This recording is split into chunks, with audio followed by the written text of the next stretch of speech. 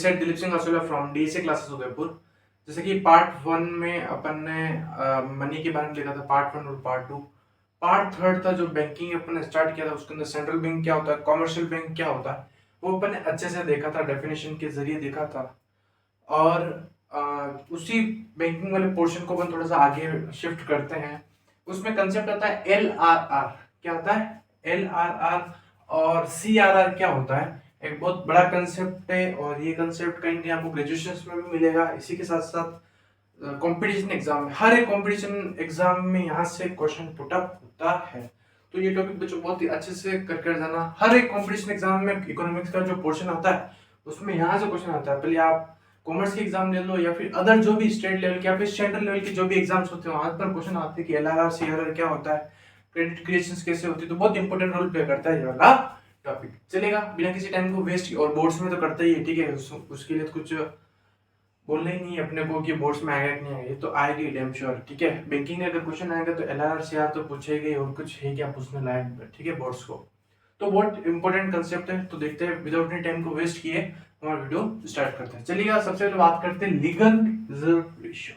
Legal reserve ratio LRR। क्या LRR की full form है legal reserve ratio. Sir legal reserve ratio क्या होता है? यानी कि LRR, और अपन बोलेंगे CRR। क्या बोलेंगे? CRR। और देखो CRR और SLR क्या होता है वो अपन पढ़ेंगे। एक बार बात करें लीगल रिजर्व रेशियो LRR क्या होता है। तो LRR is the minimum ratio of the deposit which every commercial bank has to keep as a cash reserve। यानी कि LRR एक वो अमाउंट ऑफ कह सकते हैं पोर्शन ऑफ अमाउंट होता है जो हर एक कौन सा बैंक, कॉमर्शियल बैंक को एज अ कैश रिजर्व रखना पड़ता है। सर समझ में नहीं आया। LRR एक वो amount of portion of amount पैसा होता है जो हर एक कॉमर्शियल बैंक को अपने पास में एज अ कैश रिजर्व रखना पड़ता है। उस पैसे को, उस अमाउंट को क्या बोला जाता है?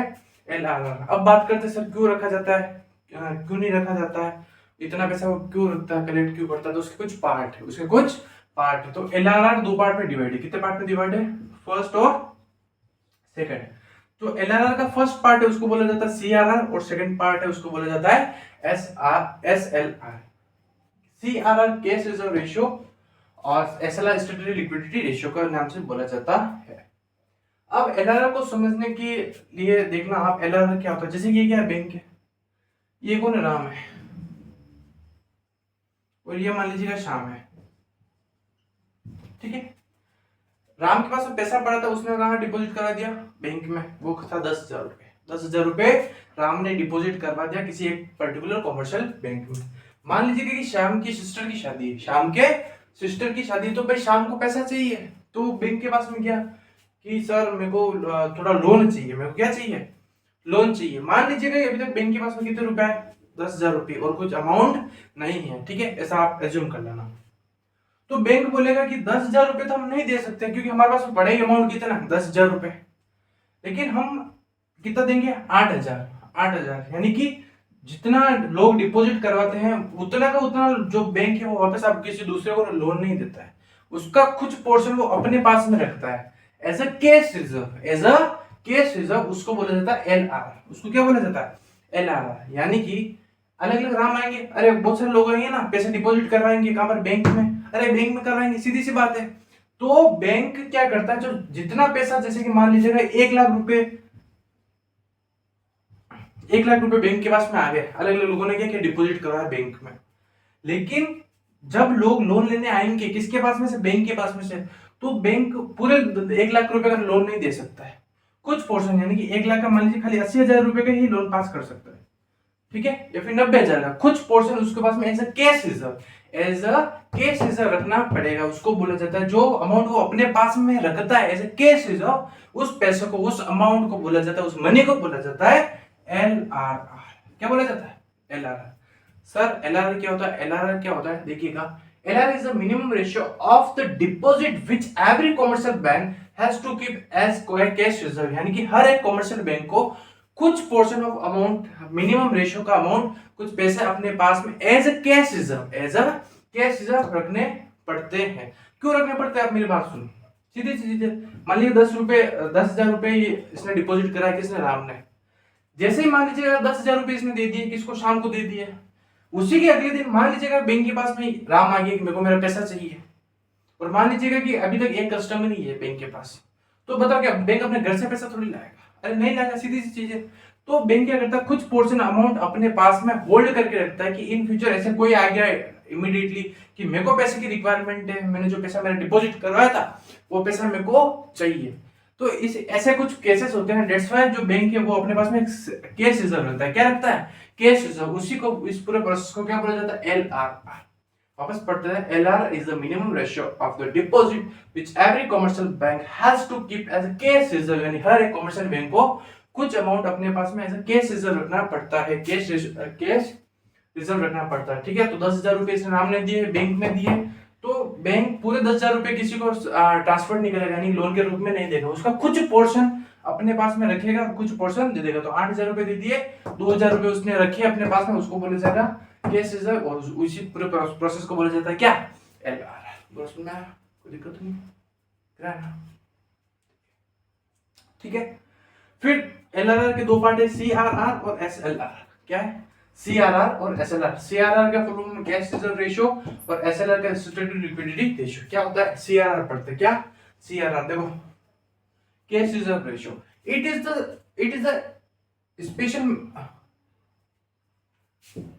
ठीक है, इट इज अ मिनिमम कर स्पेशल हटा दो, ठीक है, it is the minimum fraction of the total deposit of customer which a commercial bank has to keep with the central bank। CRR is the fixed by the central bank to control the credit creation या फिर creation of credit। Sir CRR क्या होता है बच्चों? जब बात करते हैं CRR क्या होता है, एक मतलब मिनिमम फ्रैक्शन ऑफ अमाउंट होता है, पैसा होता है, किसका होता है? अपना, यानी कि जो जनरल पब्लिक होती है, कस्टमर्स का। ठीक है, जो कस्टमर्स का पैसा होता है उसका कुछ पोर्शन कॉमर्शियल बैंक क्या करता है, वो पैसे को कहां पर, किसके पास में देता है? सेंट्रल बैंक को देता है। सेंट्रल बैंक कौन होता है? अरे दादाजी होते हैं ना, तो दादाजी, भाई दादाजी को पता है, यानी सेंट्रल बैंक को पता है बच्चे हैं, बच्चे कौन है? अरे दादाजी कौन है? Central bank. तो बच्चे कौन हो गए? Commercial bank. उनको पता है कि कहीं गलतियां हो गई, या फिर इस केस में मान लीजिए उसका पैसे नहीं बचा, कोई मांगने आ गया, तो दादाजी दिमागदार है, दादाजी ने बोला कि कुछ पोर्शन आप पैसा मेरे को दे दो। तो दादाजी क्या रखते हैं, अगर ऐसे कुछ कंडीशंस आ गई, क्या क्या कंडीशंस है कि वो अपन अच्छे से पढ़ेंगे आगे। ठीक है, तो दादाजी होशियार दिमागदार है दादाजी बहुत, तो दादाजी ने बोला कि कुछ पोर्शन ऑफ अमाउंट तुम मेरे को दे दे।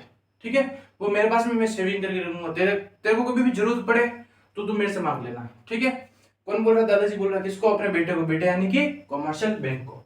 तो it is the minimum fraction of the total deposit of customer which a commercial bank has to keep with the central bank। CRR is the fixed by the central bank। ठीक है, जो CRR का जो portion of amount होता है वो fixed करता है। कौन करता है?